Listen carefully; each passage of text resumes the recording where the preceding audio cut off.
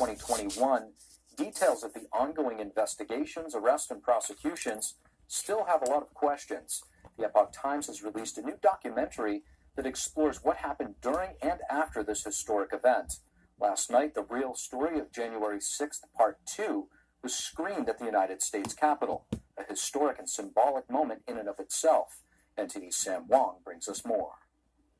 I'm here at the U.S. Capitol for the screening of a new exclusive documentary by the Epoch Times. It's called The Real Story of January 6th, Part 2, The Long Road Home. Unlike its original, the sequel explores what unfolded in the aftermath of January 6th, and more specifically, how the investigation process played into the American life.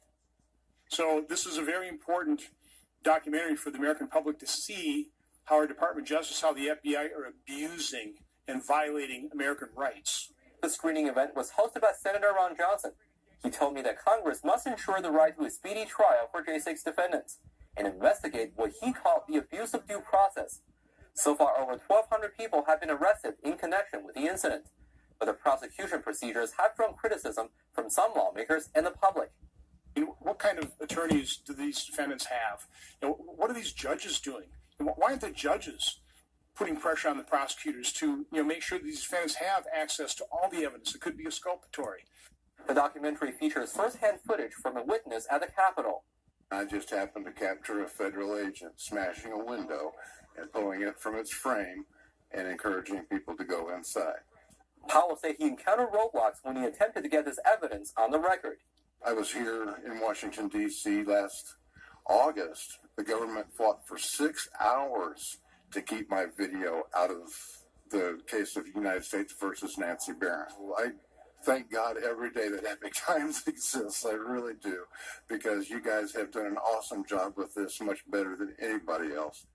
The Real Story of January 6th Part 2 has received a positive reaction from panelists and audiences alike. This documentary is whistleblowers that were working within the FBI that went forward and did what they were supposed to do. It's great to see the focus here on the family members and people who've had personal experiences, being put through the ringer by, I think, an overly aggressive prosecution of individuals who got caught up in January 6th. Be sure to check out The Real Story of January 6th Part 2, The Long Road Home, on Epoch TV. Reporting from Washington, D.C., Sam Wong, NTD News. Previous administration's progress in securing our nation's border is an understatement. It's also an understatement to say that I was horrified to see this administration, under Secretary Mayorkas' leadership, begin to erase this and sandals and programs meant to secure our borders.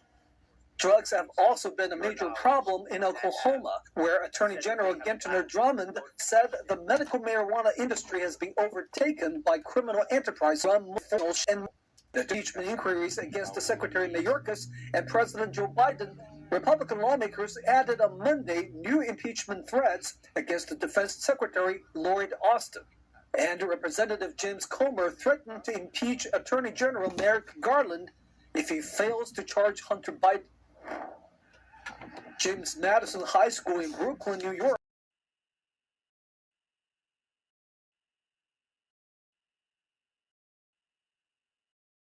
1,000 Americans have died from poison or opioid. FBI director, the warning lights are now blinking. This is why we should fire Secretary Mayorkas today and give Joe Biden the message that he's next. Homeland Security Secretary Mayorkas paid a visit to the southern border on Monday. He called on Congress to alleviate the tremendous stress on the immigration system and fund a resourced facility. Daniel Monahan, NTD News. Under-resourced. The CES Tech Show in Las Vegas is underway, and a range of companies are showing off their latest products. There's something for everyone, especially car lovers. NTD's Andrew Thomas has the details on the new vehicles on display. Mercedes-Benz unveiled its concept CLA-class electric vehicle at CES in Las Vegas on Tuesday. The new ride features an AI-powered dashboard. This technology provides context-based suggestions and talks with users. In the new CLA that is coming out next year, we are then launching a new virtual assistant, which is generative AI-based, and it's there to create a more empathic and intuitive way to communicate with your vehicle. Another German automaker is showcasing the concept of remote-controlled valet parking. The BMW iX allows the driver to leave the vehicle at a specific drop-off and pickup point. BMW says the underlying technology can also be used as an autonomous driving system. There are quite a few use cases. We mentioned valet parking before, yeah, but you can think of other use cases. You can think of business-to-business use cases. It could be applied at plants, assembly plants.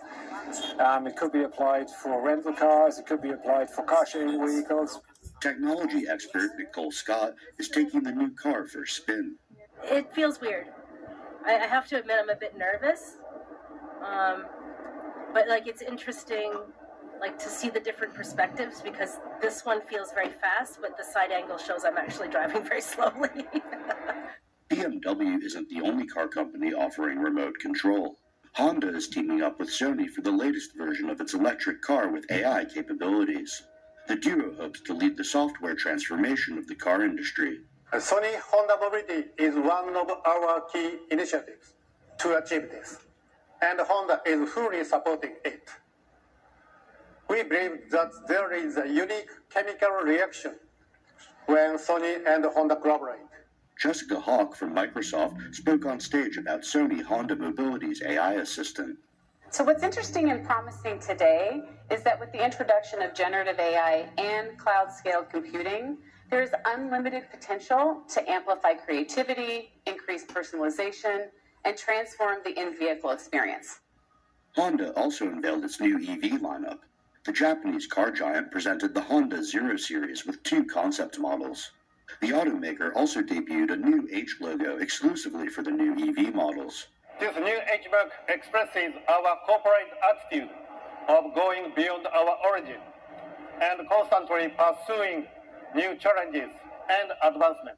CES runs in Las Vegas until Friday, January 12th. Andrew Thomas, NTD News. The World Economic Forum names AI misinformation as the world's largest short-term threat. Members of the forum spoke on the new Global Risks Report in London today. Europe's risk management leader says AI models can even influence elections. The potential impact on elections worldwide over the next 2 years is significant, and that could lead to elected governments' legitimacy being put in question.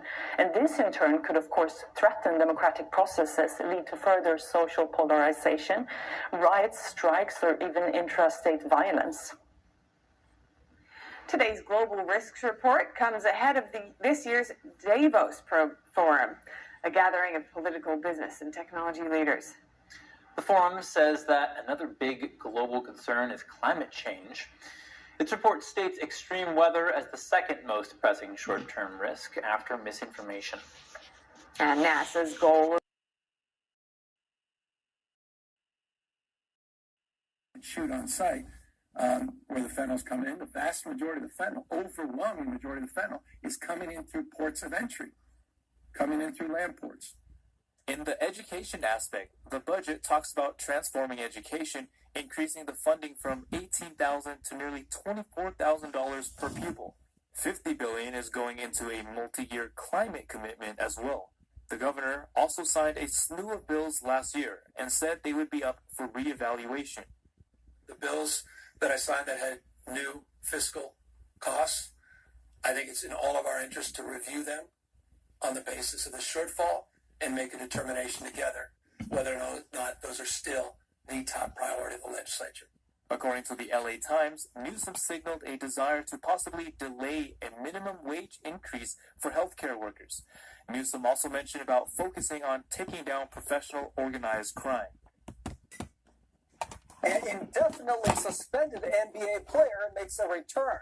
The United States wins gold, and California considers banning a nationwide favorite sport affecting children. Here's Tyler Castillo with more. Draymond Green has been reinstated by the NBA after serving an indefinite suspension which only lasted 12 games. During the suspension, the league stated that Green has been committed to uphold the standards of NBA conduct, and since then has gone to meetings conducted by the league and the Warriors. As part of the requirements, Green also has to meet with a counselor. So for the rest of the season, Green has to meet with a counselor and continue going to meetings conducted by the NBA and the Warriors organization. They say it started a domestic dispute. One person stabbed the other, causing serious injuries. The victim was airlifted to a trauma center. Police haven't released the identities of the victim or the attacker, who's charged with aggravated assault. Tonight, police in South Fulton are seeking the public's help identifying two men they say pulled a snatch and grab at a business on Old National Highway, getting away with thousands of dollars in merchandise. News editor reporter Joy Dukes at the live desk for us with details on the incident police say that they are seeing more and more of. Joy? Yeah, Tom, those two men brazenly walked into a Hibbett Sports on Old National without face coverings and walked out with a few $1,000s worth of Nike gear free of charge. Police tell me right now they believe the pair could be behind other snatch and grab incidents like it. We want to make sure that we're able to track these individuals. With racks worth of clothing in hand, police say the two men you see here robbed a Hibbett Sports in South Fulton Monday evening just before close. The gentleman entered into the location. They took about over $3,000 of Nike clothing. And South Fulton Police Deputy Chief Eddie Smith says they did it audaciously without a face covering in sight. That's disturbing because they're not caring about being identified. Surveillance video shows the two men attempting to leave the store when an employee tries to confront them, and then things get physical. They left the store without paying. They forced their way out of the door. I think the employee tried to lock the door, secure it. The thieves took off in a dark-colored Dodge Durango. South Fulton police say they're working with other agencies in Metro Atlanta now to try and identify the pair. I think they may be tied to some other crimes within the metropolitan Atlanta, so we work with other agencies to identify these young men. Smith tells Fox 5 police in South Fulton have been getting more and more calls about snatch and grabs like this one. It's the second time in a few weeks this particular store has been targeted, so they plan to increase their presence in the area. But what we're trying to do is have more directed patrols. We're going to have officers doing drop-ins, not only to that location, but all on that corridor. He says police will also meet with business owners to talk about ways they can take additional precautions for their shops. The so-called gig economy is about to get a big makeover. The Labor Department announcing a new rule Tuesday that could see millions of American workers reclassified from independent contractors to regular employees, a step aimed at boosting legal protections and incomes. This is one of President Biden's most important priorities, which is to make sure that one job is enough to sustain a family. The new rule replaces a Trump-era regulation classifying most gig employees as contractors and therefore not entitled to minimum wage. That's been in place a long time. The Biden administration claims employers have exploited loopholes to misclassify workers and avoid paying them what they're worth. The U.S. Chamber of Commerce disagrees, saying the rule could destabilize the workforce, writing in part, quote, "It threatens the flexibility of individuals to work when and how they want and could have significant negative impacts on our economy." But reaction from actual businesses has been mixed so far. App-based employers like Uber, Lyft, and DoorDash say they don't believe the new rule applies to their workers. Others, including restaurant owners, are afraid they'll be forced to reclassify everyone from waiters to dishwashers, resulting in new costs they simply can't afford. We had a $350,000 drop in revenue, while our labor went from $500,000 a year to $650,000. So $350,000 drop in revenue and $150,000 increase in labor. The U.S. Chamber of Commerce says it's now considering legal action to stop the rule from being enforced. At the White House, Jared Halpern, Fox News. Retailers are cracking down on fraudulent returns. The National Retail Federation says some of the items returned are stolen or sent back with a fake receipt. Retailers have even found television boxes filled with bricks instead of TVs. The Federation estimates more than $100 billion in merchandise was returned fraudulently last year. That is about 13% of all returns. Coming up, Walmart is stepping up your shopping experience with artificial intelligence. Details on how the new search engine will help save you time when searching for specific products. David? Russ, pretty chilly out there, right? Well, Tom, I want you to think about this. You're home alone. You're asleep. You hear someone kicking in your door. That's just what happened to one woman. Take a look at the moments after. So asleep on my couch. This woman is terrified.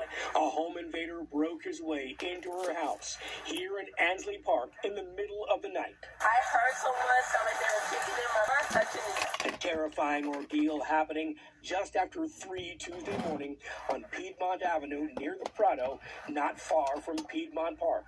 The woman heard the frightening sound and took off once she realized an intruder breached her home. Then I just ran out the house. The woman called 911. Atlanta police! Atlanta police get there moments later. The door was actually broken, the door frame, which indicated that it had been kicked in. Officers walk up to the home. They gave him verbal commands to leave the residence. Come out now!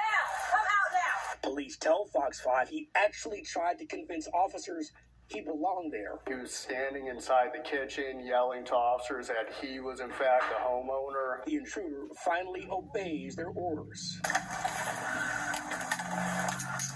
Officers slap on handcuffs and arrest a Levy Glover.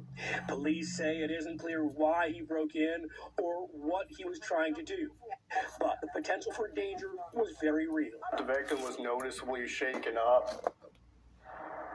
Now, police say Glover had outstanding warrants for drug possession and probation violation. He is charged with burglary and criminal damage to property. Live at APD headquarters, Christopher King, Fox 5 News. Unthinkable. How terrifying for that victim. Christopher, thanks.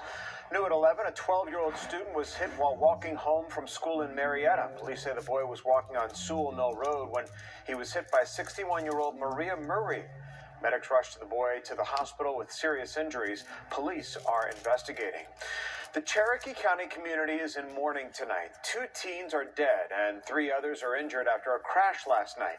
The sheriff's office says 17-year-old Gabriel Escandon and 18-year-old Esteban Cortez Rendon veered off the road and slammed into a tree. They say that speed appears to have been a factor in the crash. Friends of Cortez Rendon say that he loved soccer, God, and the Christian clothing brand that he founded. He was such an awesome person, to be honest. It's very tragic for the community, for sure, and families around him that supported him, because now we're going to try to continue on his legacy with the brand he created and the prints he made. Investigators say 2 others, a 17-year-old and an 18-year-old, were also injured.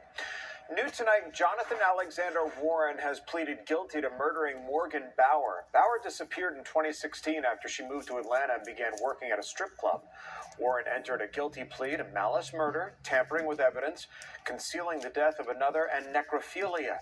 Authorities in Los Angeles arrested Warren in August of 2023 and charged him with Bauer's murder. Warren will now spend the rest of his life behind bars without parole. A person is in stable condition tonight.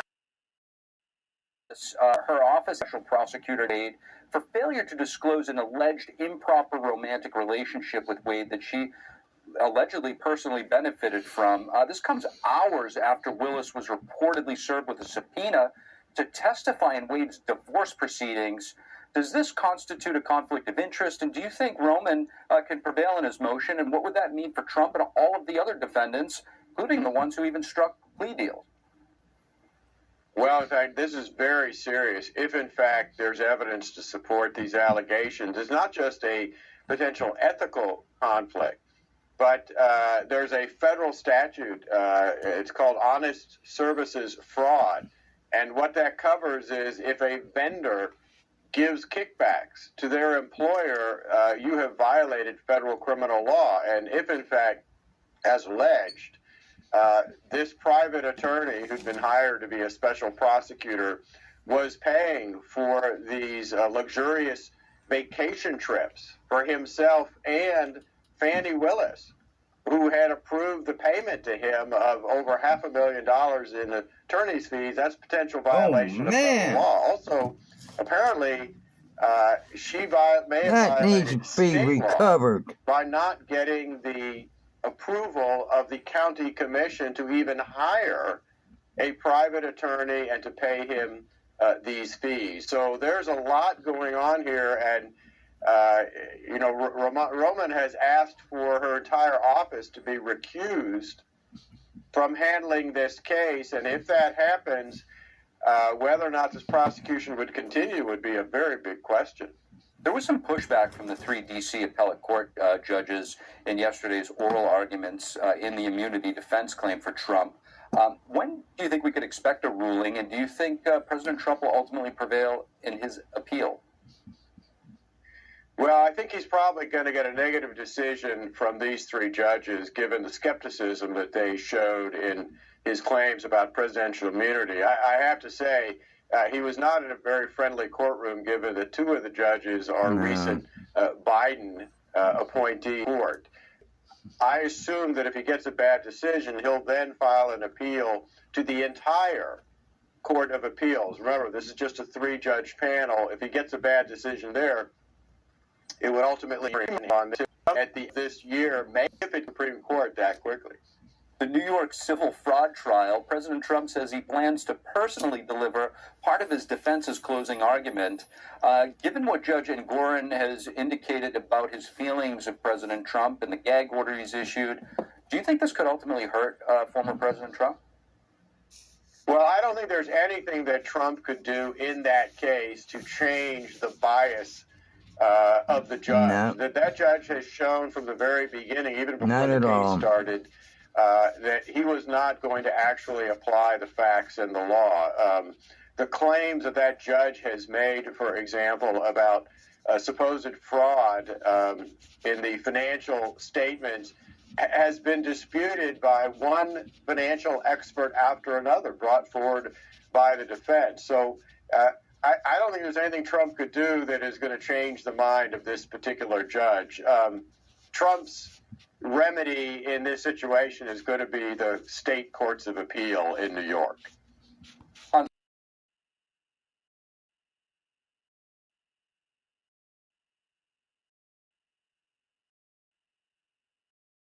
Reportedly is soon to announce that he's going to drop out of the race in a little bit, actually, at a 5 p.m. Eastern time town hall tonight. So let's see what happens in the coming minutes or an hour or so. Steve. We'll be keeping an eye on that. Iris Tao reporting live from Iowa. Thank you so much, Iris. That his son Joe Biden, used his Hunter Biden, failed to pay his fair share of his tax money. Don't look good, and Imagine there's always going to a be a thief that's going to be attached. is a liar, and he's a coward. Again, I think they do so for and share those ill-gotten gains with members of his family, including Joe Biden. He wasn't afraid to compromise the integrity of the presidency and vice presidency by involving Joe Biden in shady business deals with our foreign adversaries. But Hunter Biden, you were too afraid to show up for a deposition, and you still can't today. I believe that Hunter Biden should be held completely in contempt. I think he should be hauled off to jail right now, because it wasn't long ago, too, my friends on the other side of the aisle, that you also believed in the power of a congressional subpoena. Not long ago at all. You believed in holding those who refuse to comply with congressional subpoena accountable. And I stood with each and every one of you. I am the only member in this room today who... the taxes that are being filed. According to the 56-page indictment, Hunter Biden willfully failed to pay $1.4 million in taxes from 2016 through 2019. The president's son is also accused of falsely claiming deductions as business expenses, as well as withdrawing millions outside of the payroll and tax withholding process. Hunter likely would have avoided jail time if the plea deal over the summer hadn't fallen apart. Now he faces 17 years in prison. The allegations are that Hunter Biden specifically has been using these things to sort of furnish this lavish lifestyle, meaning the swank hotels, the exotic cars, clothing, obviously the substance abuse and the addiction, drugs involved. Republicans have alleged that President Biden knew about and was involved with his son's business dealings. The president has denied those charges. At this point, from my understanding, there's been no evidence dictated that shows any involvement by President Biden in any of the escapades or wrongdoing of Hunter Biden. Hunter Biden's legal troubles will likely have an impact on his father's re-election efforts and his father's likely opponent. Especially during the claim here by the Republicans that his son improperly used his father's position to make millions of dollars. That's just something. America First Legal has received new records. The foundation says the records suggest the president's son leveraged his involvement. Hunter Biden allegedly influenced his father's meetings and calendar for his own personal gain. For example, when then Vice President Biden allegedly agreed to give a keynote speech at an event. The event was hosted by an organization whose board included his son. Hunter Biden allegedly lobbied his father to have him accept the invitation. Now, some House Democrats are accusing former President Trump of improperly profiting from his presidency as well. The Trump Organization denied wrongdoing. Democrats on the House Oversight Committee published a report on Thursday. They assert that Trump's businesses took in at least an estimated $7.8 million from 20 foreign governments during his term in violation of the Constitution. The outlined payments mostly included spending on rent at the Trump Tower and Trump World Tower, both in New York. They also included stays at the Trump International Hotels in Washington, D.C. and Las Vegas. The report also alleged that Trump allowed those payments to influence his foreign policy moves. A Trump Organization spokesperson told the Epoch Times, quote, "That narrative is insane." The spokesperson noted that the Trump Organization can't prevent people from making reservations through third-party booking websites. And former President Trump is reportedly set to appear in court again in the federal election case against him. The court is probing whether Trump can be prosecuted in the case or not. The election interference trial is scheduled to start in March. However, the court is still dealing with the question whether Trump can even be prosecuted for the allegations against him. Special counsel Jack Smith alleges Trump tried to illegally overturn the 2020 election. Lawyers for the former president, however, say Trump was still in office at the time and thus enjoys presidential immunity. They also point out that he was not impeached and convicted by Congress. NBC reports the court is set to hear those arguments on Tuesday, with Trump attending in person. Former first son Eric Trump was in Iowa yesterday at a MAGA campaign event in support of his dad. The younger Trump emphasized what he sees as the accomplishments of his father's administration. He cited the low employment across racial and gender lines and celebrated what he called the largest tax cuts in U.S. history. He also said there was peace in the Middle East under former President Trump and that his father fought for health and religious freedom. Eric Trump then got his dad on the phone, seeming to please those in attendance. Say hi to the entire crowd. Well, I just want to thank everybody for being so loyal, for being so wonderful. And always remember, we got the farmers of Iowa $28 billion. That's a lot of money. And I can't think about Joe Biden doing that. He wouldn't even think about it. So I just want to say I look forward to seeing you on Friday. We love you all, and I hope my son is doing a great job because he always has done a good job.